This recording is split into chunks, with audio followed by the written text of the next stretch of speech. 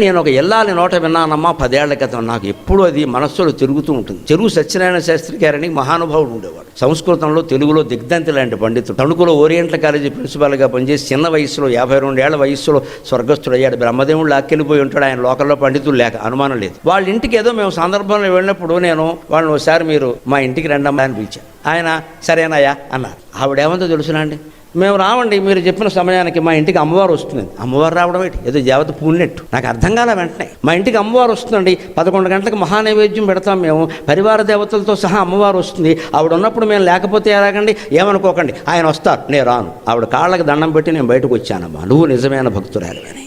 అమ్మవారు పరివార దేవతలతో సహా ఆ ఇంట్లో ఉందని ఆవిడ భావన చేస్తుంది.